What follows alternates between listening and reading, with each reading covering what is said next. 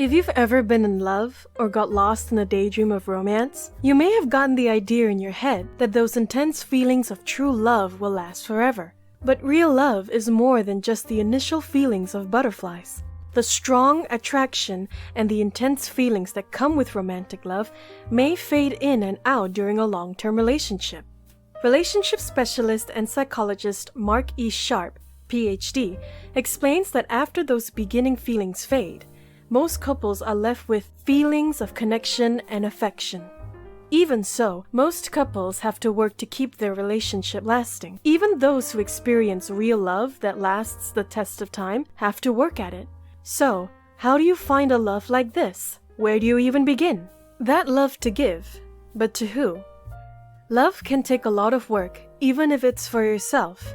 Relationship expert Margaret Paul, PhD, states in a Mind Body Green podcast and article that there is a big difference between trying to get love and actually sharing love. We can't share love if we don't have love to share. So, does this mean you can't love anyone if you don't love yourself? No. But loving yourself sure does seem to make things easier in relationships. Insecurities and harsh judgments about yourself can hurt a relationship. You may commonly look to only your partner to soothe these self-doubts and assure yourself. And while most people love assurance from their partner, it could be unhealthy to rely on only them for those harsh insecurities to be tamed. Relationship expert Margaret Paul puts it into perspective by asking that people imagine their inner selves as a child. She explains, "You would not be going around the neighborhood trying to find somebody else to take care of your child, right? You'd take care of that child yourself, perhaps figuring out the next steps as you go along. Apply that logic to yourself. What would happen if you asked someone else to care for your inner self? The love of your life may gladly help care for your inner child, but feelings of rejection and abandonment may come into play from you in regards to yourself. Even if your partner loves your inner child, that kid is still going to look up to you feeling a bit neglected." Paul says that when you don't love yourself, that's what happens on the inner level. Beware of these red flags. If you want to find a love that's healthy and lasts, then you should be aware of these common relationship red flags. For starters, a good relationship shouldn't revolve around needing to feel needed. Falling into emotional dependency early in the dating process with your partner can often be a bad idea. People often want to feel needed and can go into relationships mainly looking for this type of satisfaction. Psychiatrist Abigail Brenner, MD, explains in Psychology Today that the need may be that you, my partner, must do certain things for me to make me feel secure and satisfied, or that you allow me, your partner, to feel needed by fulfilling your needs. But she warns that this will often lead to a relationship with little or nowhere to grow. On a first date, it's also a good idea to look out for the big red flag of someone negatively ranting about their ex. Psychotherapist Katie Gillis explains in Psychology Today that it shows an enormous lack of respect towards others in their life and ultimately speaks to their integrity. There is an appropriate way and time to discuss concerns and issues with previous partners, so watch how this is done. Then there's some other classic red flags. Lying, jealousy, egocentrism, controlling manners, the list goes on. But perhaps one red flag that people sometimes try to convince themselves out of is simply feeling uncomfortable around them. What? Yes, it's sometimes obvious that we as humans would turn away from what makes us uncomfortable, but psychologically there's more at play here. Psychotherapist Katie Gillis explains that trauma survivors, specifically those with a family origin of trauma, have learned a coping mechanism to ignore or even deny their reality. She goes on, explaining that poor treatment is often normalized in their adult relationships due to them being taught as children that those who are supposed to provide love and comfort often end up hurting them. A healthy, loving relationship shouldn't be filled with ill treatment. Gillis recommends to pay attention to the amount of time you spend trying to decipher untruths or lies. When you catch yourself saying, "That just does not make any sense," trust that feeling. If you're often feeling uncomfortable but find yourself automatically dismissing it, that is an important red flag that you shouldn't ignore. The green flag that may lead to love. Okay, so we've talked about red flags, but what about green flags? Common green flags in a relationship can be consistent kindness, trustworthiness, communication, reliability, and prioritizing each other. But there is one green flag you can look out for to see if you found a partner that could truly love you, or already does. A 2006 study published in the Journal of Personality and Social Psychology found that how your partner reacts to your good news, rather than just bad news, can reveal a lot about your relationship. 79 couples were videotaped discussing good news and bad news to their partner.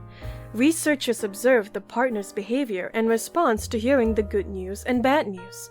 The person giving the news rated how understood, validated, and cared for they felt during the reveal of news.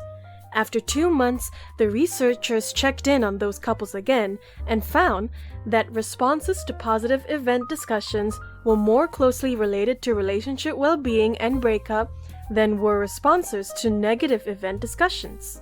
The results are discussed in terms of the recurrent, but often overlooked, role that positive emotional exchanges play in building relationship resources. So if you want a clue into how your relationship is going, reveal some good news to your partner.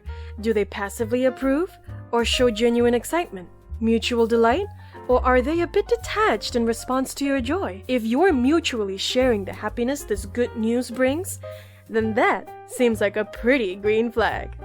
Making your love last. So perhaps you're thinking, all is going pretty well. Love seems to be in the air. But how do you make it last? Well, there are a few things that may help. For one, a strong foundation is vital. In an article for Psych Central, licensed marriage and family therapist Mudita Rastogi, PhD, explains that your interests, opinions, and experiences can change as you grow. But if you share the same core belief systems, you will have a platform from which to build a strong relationship. Core beliefs and values can be very important in a long-term healthy relationship. But what about the little things? When one first starts dating, perhaps indeed looking for love, they may get too hung up on sharing similar interests, the small ones. But this doesn't always lead to a successful relationship. Similar interests and hobbies aren't as important as you may think initially. Licensed Associate Marriage and Family Therapist Sheila Tucker, LAMFT, explains to Bustle that we're often led to believe that we need to be compatible in every area of our lives in order for a relationship to work. However, relationships often work best when you have the ability to do both things apart as well as together. So, while core values and beliefs seem to foster a loving and healthy long-term relationship, varying hobbies and interests can as well. You may just both take an interest in each other's interests as long as you get to know each other, and if not, some time doing your own thing is healthy too, as long as you both spend quality time together during other moments. But what about conflict, you may ask? Well, clinical psychologist Yana Dubinsky, PsyD, has found in her research that conflict is bound to happen with all couples at some time. The key here is how they handle and manage their conflict. So instead of focusing on winning the fight, listening to understand what your partner is trying to express seems more vital, don't you think? Dubinsky continued to explain in an article from Psych Central that we don't have to agree, but we must work to understand. So once you found love, it's best to not only enjoy it, but to truly try to understand the source of it all as well. Who is it you love? And what is it they're trying to say? You love them after all, so take a listen. Love is a magical thing, and if you're searching for it, we want to hear what it is you're looking out for. Give us the good news.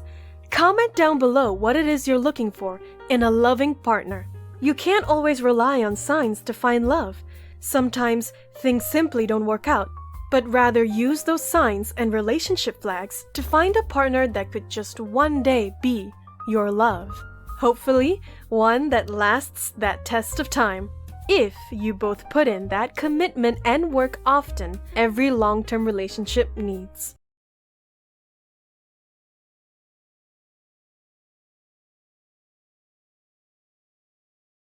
We hope you've enjoyed this video. If you did, don't forget to click the like button and share it with a friend. Subscribe to Psych2Go and hit the notification bell icon for more content like this. As always, thanks for watching. We hope you've enjoyed this video. If you did, don't forget to click the like button and share it with a friend. Subscribe to Psych2Go and hit the notification bell icon for more content like this. As always, thanks for watching.